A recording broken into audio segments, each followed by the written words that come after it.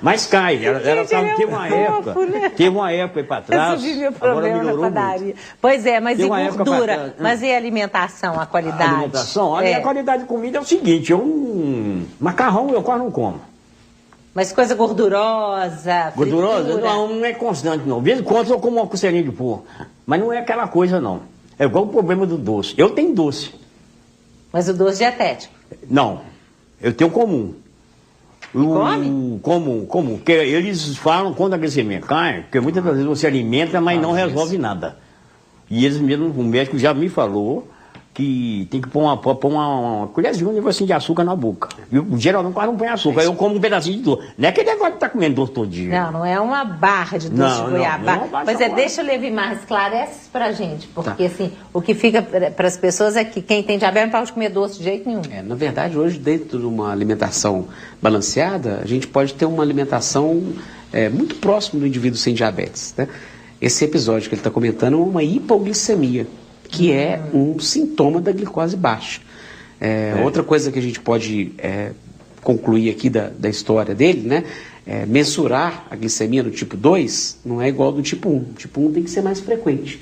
Mas no tipo 2 também lembrar, seu Zé Antônio, de medir pós-refeição. 2 horas após o almoço, 2 horas após o café, 2 horas após o jantar. É interessante, uma vez na semana, medir para ver como é que está o comportamento da sua glicose.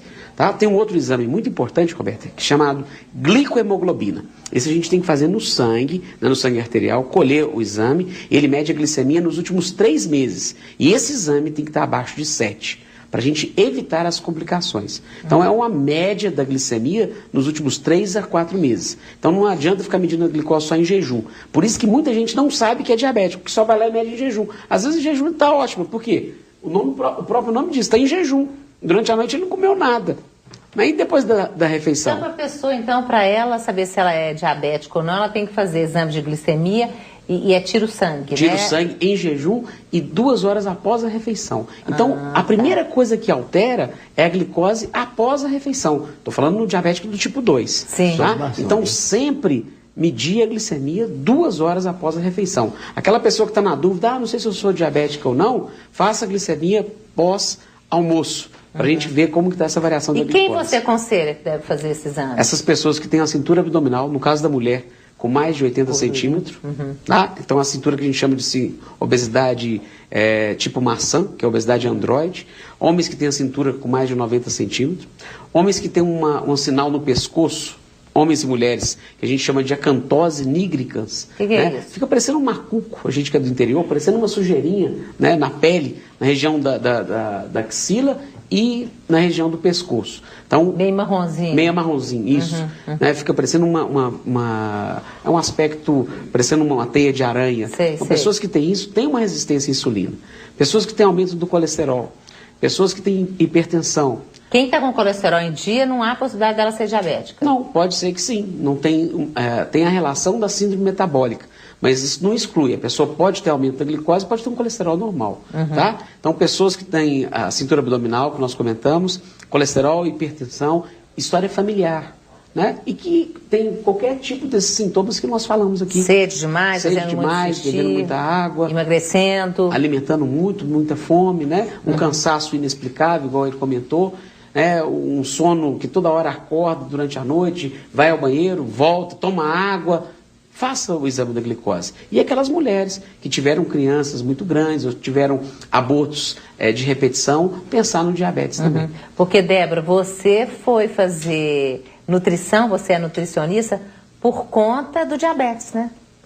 Na verdade, a gente já tem já lida com alguma restrição alimentar desde o início, né? E aí a gente vai aprendendo a lidar com a alimentação do diabetes, uma alimentação mais saudável. Então, na hora de procurar uma profissão, um pouco do que a gente já lida no dia a dia acaba levando em consideração. Mas, assim, também por gostar da área, né? Então, foi, sim, um dos motivos que eu pensei em nutrição. Ou seja, o diabético, ele não passa fome de jeito nenhum, né? Se bem que o Ivanor fala que, às vezes, você olha para um alface, você fica morrendo de raiva, né?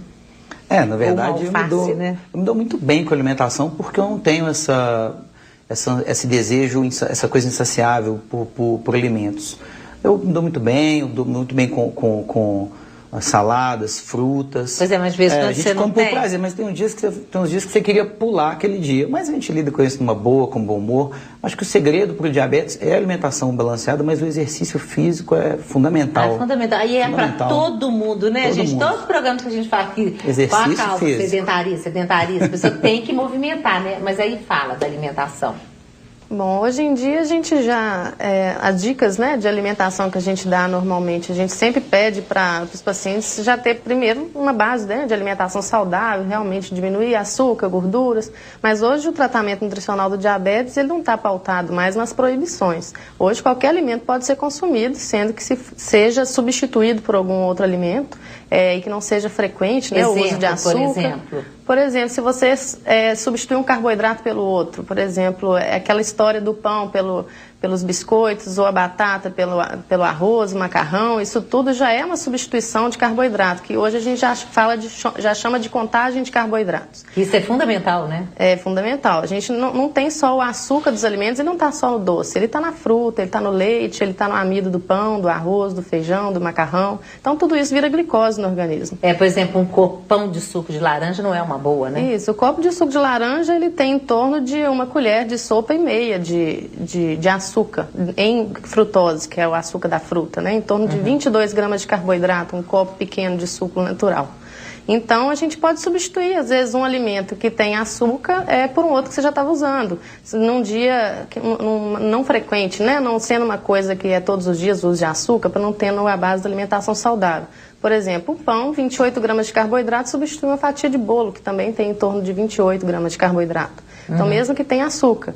Então, a gente pode fazer essas substituições e pode também ajustar a dose da insulina se for um usuário de insulina. Né? Pois é, Débora, mas eu estou pensando aqui, a parte mais difícil no tratamento do controle é a alimentação? Bom, na verdade a gente acostuma bem com as aplicações de insulina. A aplicação de insulina não dói, na verdade isso é um mito, né? A injeção dói, as agulhas são muito pequenas, né? Não sei se o tio Zé acha que dói, mas realmente as agulhas são muito pequenas hoje em dia, se você usar a correta. Eu mesmo não aplico em mim não, mas eu mesmo uma tática, eu não pego a agulha do posto mais. Eu compro uma. Tem uma agulha que é a mesma coisa que do que fura aqui. Uma colher é muito... e tem as práticas corretas. Mas mesmo assim, não aplico ainda não. Estou tentando vendo isso. Daqui a pouquinho, devagar, vai chegando lá. Né? E usando as práticas corretas de aplicar os locais corretos, fazendo rodízio de locais, né? Você usando a agulha correta. Então, essa parte a gente acostuma no dia a dia, né? Vira um estilo de vida mesmo, né? E a parte alimentar tem a parte do convívio social, que às vezes tem muitos alimentos diferentes. Então, essa contagem de carboidrato, ela flexibiliza um pouco nossa alimentação, fazendo com que a gente possa, né, ter o convívio social normal, mas a gente tem que prestar atenção na alimentação. Você falou isso, a questão do convívio, né? Como é que faz, Ivanor, a hora que vai sair, vai para a noite? Não é complicado, não? Olha, na adolescência foi complicado. Hoje, os meus amigos, eles participam, eles estão familiarizados. Bebida alcoólica, zero? Bebida alcoólica, normalidade, às vezes em eventos, às vezes no aniversário, né, no novo, às vezes a gente faz mas muito moderado, uma coisa mais leve, mais tranquila, né? A gente troca uma ideia com o médico e procura saber, olha, tal dia a gente se prepara, você tem toda uma alimentação no dia, já sabe que à noite às vezes vai sair um pouquinho ali, né? Consumir um álcool que não é uma coisa de praxe, então mas é tranquilo. Os meus amigos, no meu dia a dia, eu costumo dizer que às vezes eu nem estou na mesa, os meus amigos já pedem, olha, um suco sem açúcar, por favor, né, uma salada. Então você chega na mesa ali do restaurante ou na balada com os amigos, já tem um suco sem açúcar, já tem uma salada ali, já estão todos... gente, tudo tem um jeitinho, né? Tudo, olha só, nós vamos fazer intervalo, depois no terceiro bloco, quero que você diga pra gente, porque você falou que o estresse e a ansiedade é muito ruim, né? Quer dizer, eu fiquei pensando, é ruim para todo mundo, né? Mas ele falou, para o diabético não é legal, é pior, né? Nós vamos falar sobre isso mais, esclarecer, porque tem um novo medicamento também, tem uma novidade, não tem? Tem muitas novidades. Pois é, então, no terceiro bloco, as novidades. Fique atento, fique atenta. Os nossos contatos pela internet estão aí, a gente volta daqui a pouquinho. Até já.